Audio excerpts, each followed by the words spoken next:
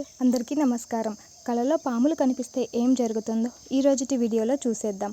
మనం కనే కలలు మనకు జరగబోయే మంచి లేదా చెడును సూచిస్తాయని పండితులు అంటున్నారు.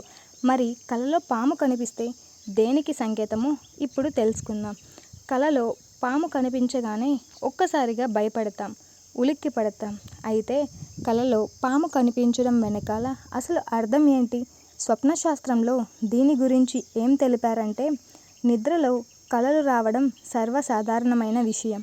మనలో దాదాపు ప్రతి ఒక్కరికి ఏదో ఒక సమయంలో కలలు వచ్చే ఉంటాయి.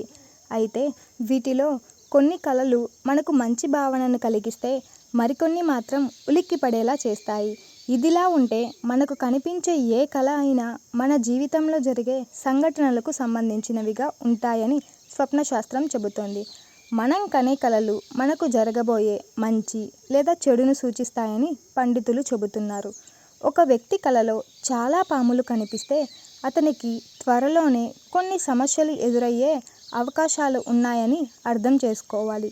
ఒకవేళ కలలో పామును చంపినట్లు కల వస్తే, పామును తరిమినా మీకు వచ్చే సంక్షోభం గురించి ఆందోళన చెందుతున్నారని అర్థం చేసుకోవాలి.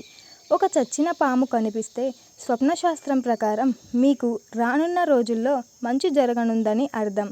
ఏదో మంచి జరుగుతుంది అని చెబుతున్నట్టు.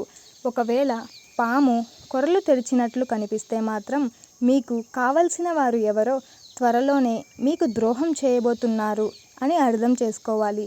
చాలా జాగ్రత్తగా ఉండాలి అని భావించాలి.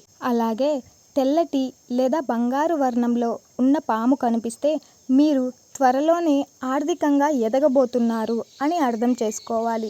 ఊహించని సంపద మీకు దక్కబోతుంది అని అర్థం. ఇక మీపై పాము ఎక్కుతున్నట్లుగిన కల వస్తే మీకు ఉద్యోగంలో మంచి జరిగే అవకాశం ఉందని, వ్యాపారస్తులకు లాభాలు పెరిగే అవకాశం ఉందని అర్థం చేసుకోవాలి.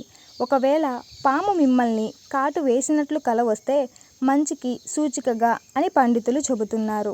ఏళ్లుగా పడుతున్న ఇబ్బందులు, అప్పుల నుంచి విముక్తి లభించినట్లు అర్థం చేసుకోవాలి.